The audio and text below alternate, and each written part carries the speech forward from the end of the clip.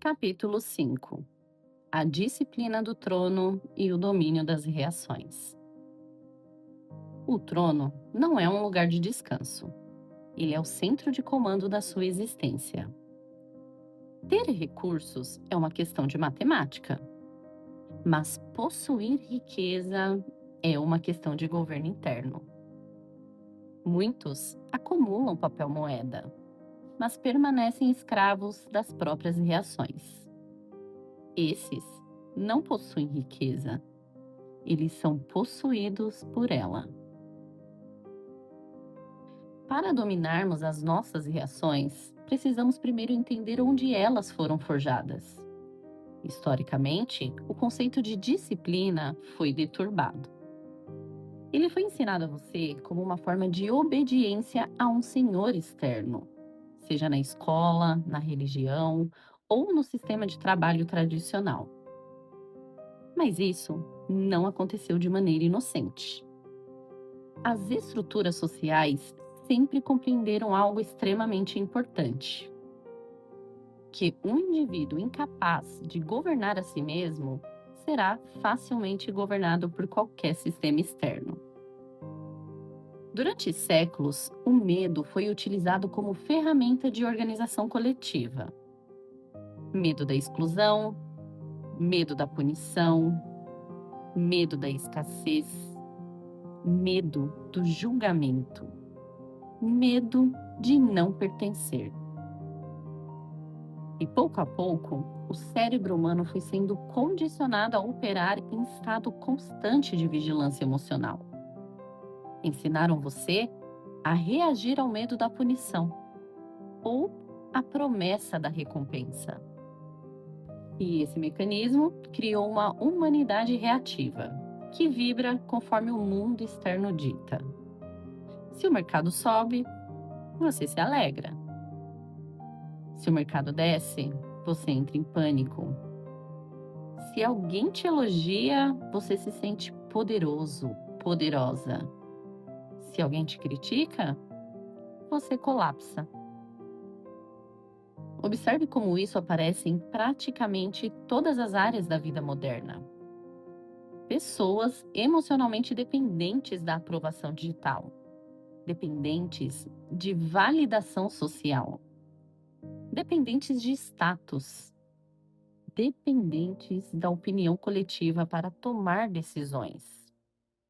Isso cria um ser humano fragmentado, porque o seu eixo deixa de estar dentro e passa a estar espalhado no ambiente externo. E o conhecimento que o sistema de controle escondeu de você é que aquele que reage confessa que o objeto da sua reação é superior a ele. Por exemplo, quando um comentário muda completamente a sua energia, esse comentário governa você. Quando uma oscilação financeira destrói a sua clareza, o dinheiro governa você. Quando o medo define as suas decisões, o medo governa você. As antigas tradições herméticas chamavam isso de perda do centro. No hermetismo, o ser humano soberano é aquele que permanece estável mesmo diante das polaridades do mundo externo, porque compreendiam algo muito profundo. O mundo sempre oscilará. Sempre existirão ciclos econômicos, desafios, críticas, instabilidade, mudanças e pressão coletiva. Mas o estado interno não deveria oscilar na mesma intensidade que o ambiente. E aqui encontramos um ponto extremamente importante da neurociência moderna. O cérebro humano possui um mecanismo chamado viés de negatividade. Biologicamente, o cérebro foi programado para priorizar as ameaças. E isso foi útil para a sobrevivência ancestral. O ser humano precisava identificar perigo rapidamente para permanecer vivo. O problema é que hoje, esse mesmo cérebro interpreta um boleto, um atraso, uma crítica, uma oscilação financeira ou uma rejeição social como ameaça biológica real. Então, o corpo entra em estado de defesa, o cortisol sobe, a respiração muda, a tensão muscular aumenta e o foco cognitivo diminui. E nesse estado, a clareza estratégica simplesmente desaparece. A pessoa deixa de construir e começa apenas a sobreviver emocionalmente. A disciplina do trono é o resgate dessa autoridade sequestrada. É a transição da mente escrava que responde ao estímulo para a mente soberana que decide a resposta. Nas antigas escolas de mistério e na filosofia estoica dos imperadores, o domínio das reações era chamado de apatheia, não como indiferença, mas como imunidade. Porque eles sabiam que um líder que não governa suas próprias vísceras jamais governará um império. Os estoicos entendiam algo que hoje a neurociência também confirma. A emoção é passageira, mas a identidade construída através da repetição permanece. E por isso, eles treinavam o silêncio, a observação, a contenção, a disciplina e o domínio perceptivo. Marco Aurélio escrevia constantemente sobre não permitir que os acontecimentos externos sequestrassem o seu centro interno, porque ele entendia: um imperador emocionalmente impossível destrói impérios. Agora observe isso na vida moderna. Quantas pessoas destroem negócios, relacionamentos, oportunidades e projetos inteiros por decisões tomadas em estados emocionais temporários? Uma reação impulsiva, uma desistência emocional, um medo momentâneo.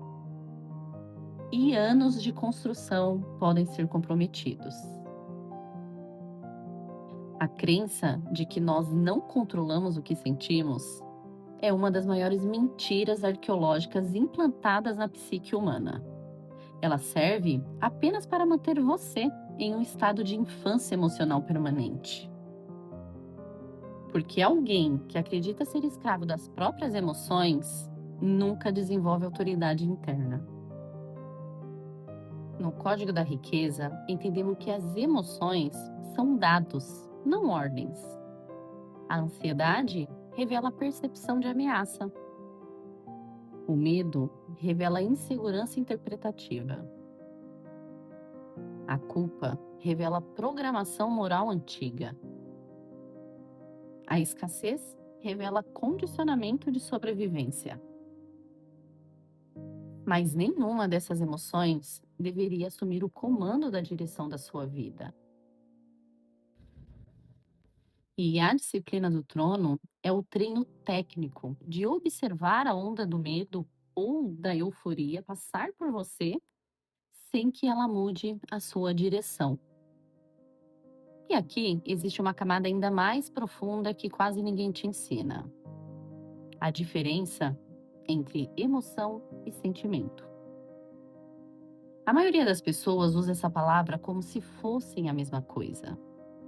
Mas, biologicamente, neurologicamente e energeticamente, não são.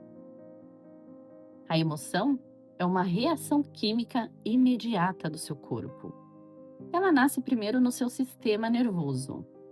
Ela é rápida, automática, instintiva. O medo, por exemplo, acelera o coração. A raiva aumenta a adrenalina. A ansiedade altera a respiração. A vergonha muda sua postura corporal. A emoção acontece antes mesmo da sua mente racional interpretar completamente a situação. Já o sentimento é a interpretação contínua que você cria sobre aquela emoção.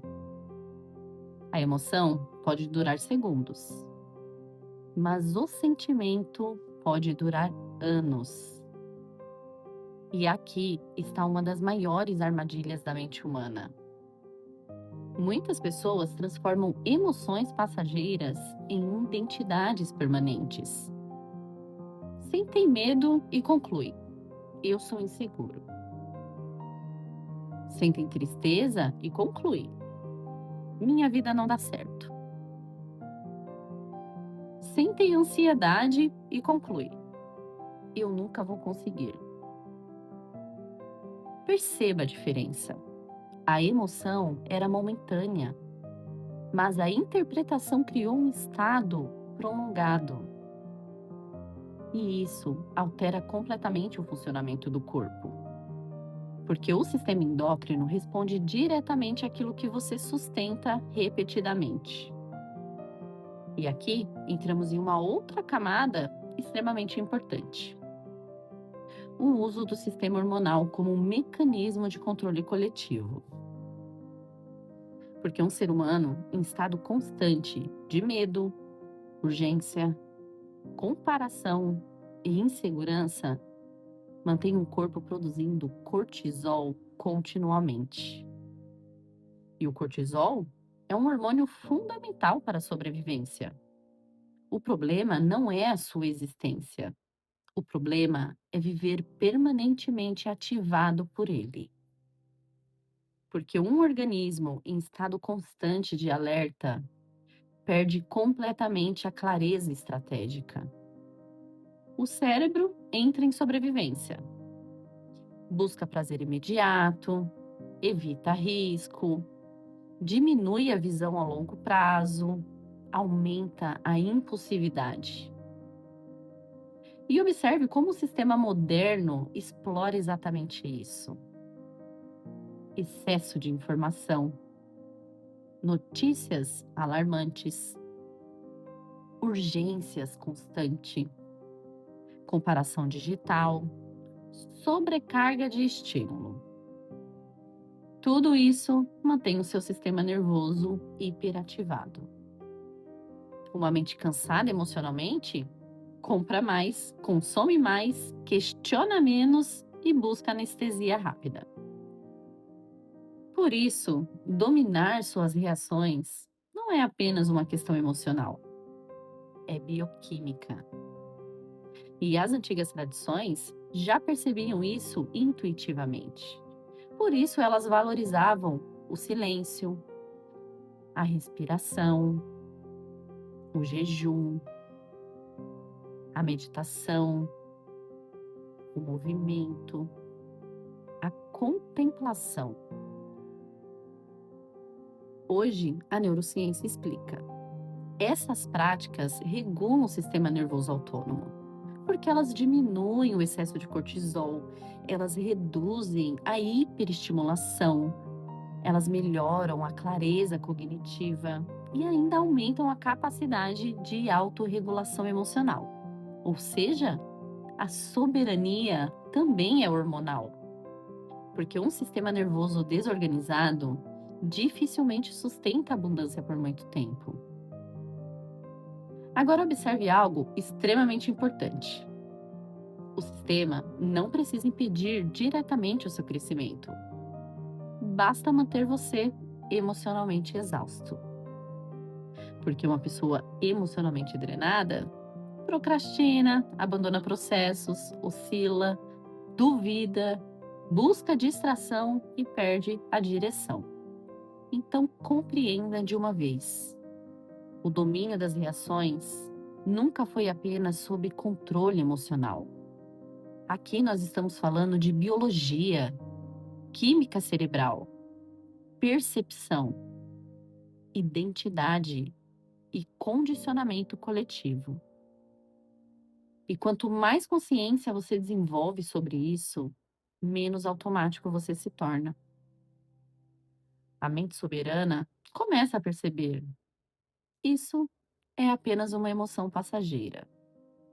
Não é uma sentença, não é uma identidade, não é um destino. E essa consciência muda tudo, porque agora a emoção deixa de dirigir a sua vida e passa apenas a fornecer informação para a sua consciência interpretar. A disciplina do trono é exatamente isso. A capacidade de continuar construindo mesmo quando o emocional oscila. Porque riqueza exige continuidade. E o problema da maioria não é começar, é sustentar. Muitas pessoas operam apenas pela motivação emocional do momento.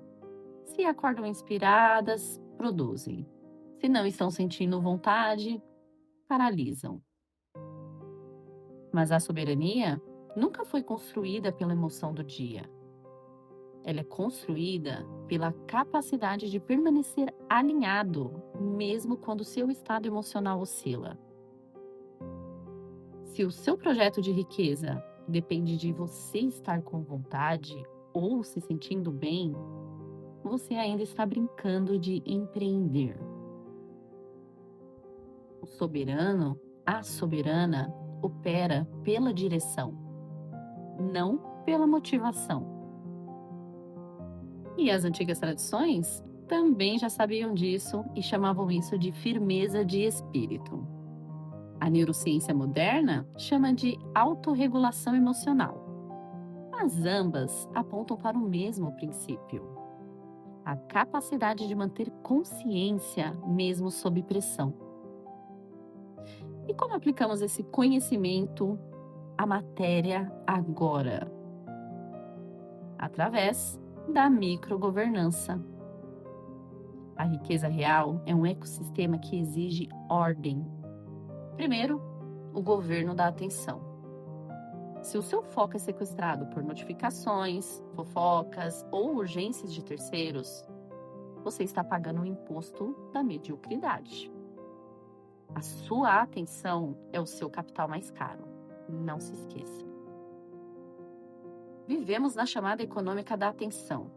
Grandes empresas disputam diariamente o seu foco, o seu tempo, a sua dopamina, a sua energia mental. Porque a atenção gera comportamento e comportamento gera lucro.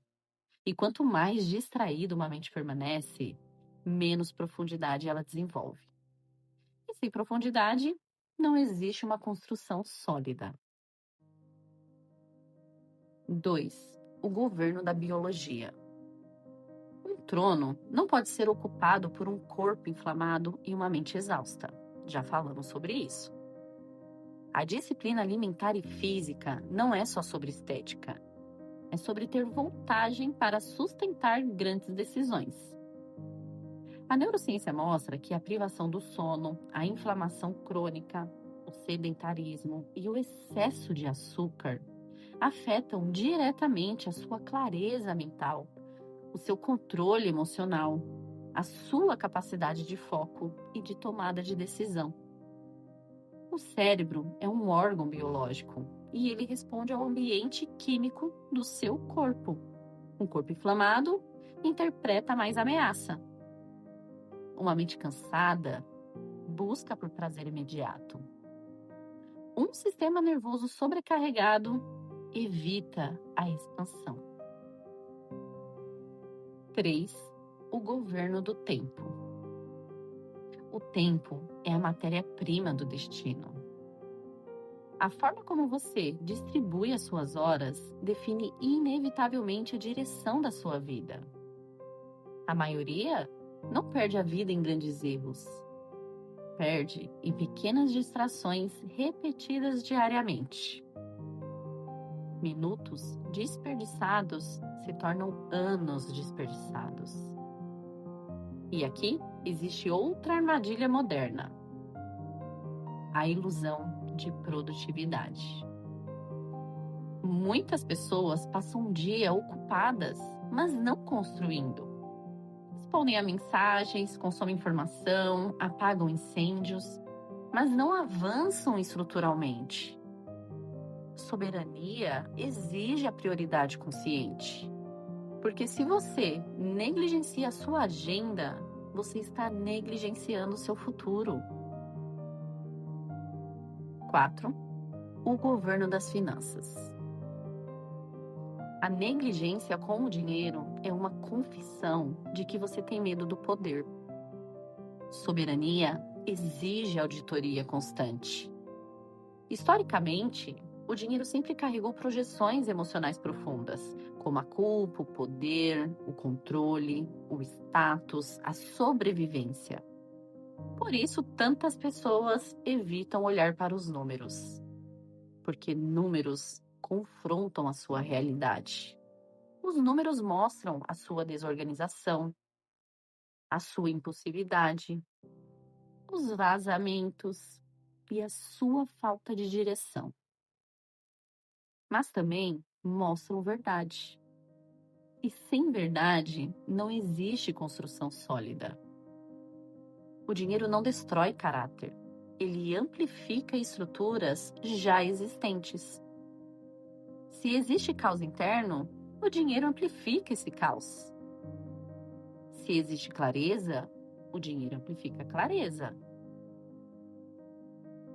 Entenda, a disciplina não é uma prisão.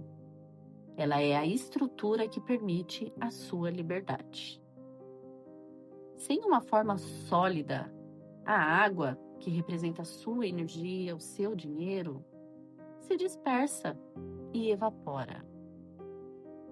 A disciplina é o vaso sagrado que permite que a riqueza se acumule sem vazar. As antigas tradições também entendiam isso profundamente. Entendiam que toda expansão precisa de estrutura, que toda potência precisa de direção, que toda abundância precisa de um recipiente. E ao dominar as suas reações, você interrompe milênios de submissão genética. Você para de ser uma peça que reage ao movimento do jogo e passa a ser consciência que movimenta o tabuleiro. Onde todos entram em colapso diante do caos, você permanece no silêncio do comando. Porque agora existe eixo, existe estabilidade, existe centro. Mas o que acontece quando essa ordem interna transborda para o espaço físico? Como a matéria bruta responde quando encontra um recipiente sagrado pronto para recebê-la? No próximo capítulo, vamos levar essa autoridade para o seu território. Você entenderá como a ordem material convoca magneticamente a abundância incalculável.